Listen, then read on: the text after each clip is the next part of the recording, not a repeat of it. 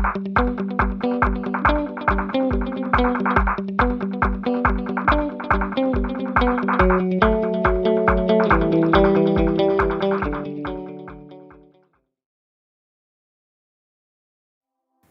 think serving has incredibly impacted my life. It's given me purpose. It's really allowed me to use what God has put inside of me to help equip others. I believe that that is part of the natural progression of the Christian life, is to use how you have been blessed to bless others. When you're able to put aside your own wants and your desires, and just kind of live humbly, serving other people, you see people in a different light.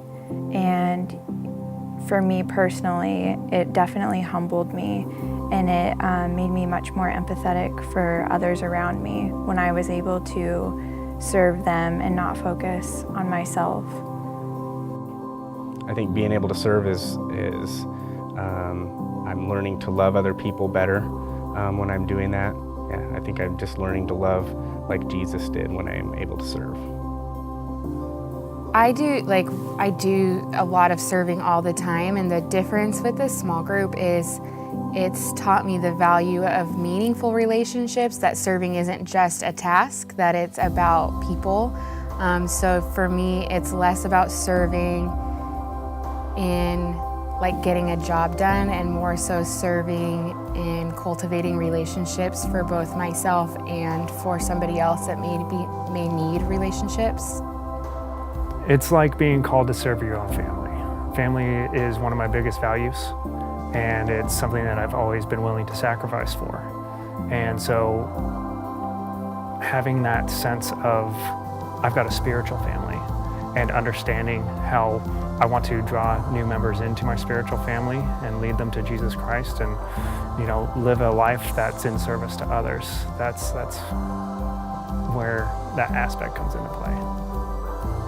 Yeah, it's mostly just seeing where there's a need and trying to be useful, whether someone's asking me to be useful or not sometimes, just because I can look and see that someone's struggling, and I just like to sometimes be that person to say, what else do you need done, and how can I help you? I've had an opportunity to serve others in my life, and that is something that probably coming to Capital, I've learned that serving others is about putting myself to the side. And I just feel alive when I'm able to serve others. I feel on top of the world, and it's one of my greatest desires. I really do think that it's helped me to put my selfish desires to the side and look at the needs of others above my own and give back, a lot of things that I was not given or didn't have before knowing Christ. Hey, I want to welcome you to our discussion series on serving. If we're going to have a great life, we have to be willing to serve. In fact, the great are known by their serving. One of the examples in business is the Ritz-Carlton. Do you know that when you go to the Ritz-Carlton and they know that you have an early flight the next morning, one of the things that they will do is call you up and offer you coffee in the morning just as an act of service. That's incredible service. We know of other businesses that are known for their serving. But you know what? We shouldn't have to look at businesses for the example of serving. We really should be able to look at the church as the greatest example of serving there could possibly be, because our leader, Jesus, set the tone. The Bible says that he came not to be served, but to serve and give his life a ransom for many. One of the most amazing passages of scriptures about Jesus and his example of servanthood is found in John chapter 13. And let's read this. It was just before the Passover feast.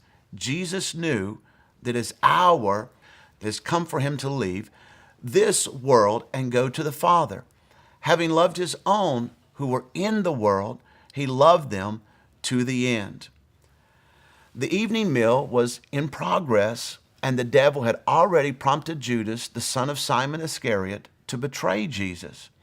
Jesus knew that the Father had put all things under his power, and that he had come from God and was returning to God. So he got up from the meal, took off his outer clothing, and wrapped a towel around himself. He poured water into a basin and began to wash the disciples' feet, drying them with the towel that was wrapped around him. You want to say just, wow, what an incredible story. Here's Jesus, God himself, washing the disciples' feet. Not only is that an incredible example, but here's what I want you to understand. This is just hours before Jesus is to die. This is one of the most important moments in his life. And what does he choose to do? He chooses us to give us an example and model servanthood. And if serving was important to Jesus in the last hours of his life before he would be tortured, it needs to be an incredible example to us in our life. Here's the other thing I'd want you to notice about that story is that in that culture, in that time, people traveled by walking, and they would often wear sandals. So washing people's feet was left to the lowest of servants. Here's Jesus, King of Kings and Lord of Lords himself, down on his hands and knees, modeling that serving was not beneath him. You know what? You and I, we need to understand that if Jesus made serving important in the last hours of his life, Jesus modeled serving in the last hours of his life. And if Jesus showed that serving was not beneath him in the last hours of his life, don't you think it's important that we get this important lesson and realize that for us, serving too is important? You know, in the next couple weeks, we're going to talk a lot more about serving. What does it mean? How do we do it? Why is it important? You know, in Matthew 25, it talks about whenever you've done it unto the least of these, you've done it unto me. I want you to take some time in your group. Talk about what ways you might be able to serve others. Talk about some of the needs that you're seeing, things that God might be speaking to your heart. And make a decision that you and I together, we're going to grow in learning to serve others, because if it's important to Jesus, it needs to be important to us as well.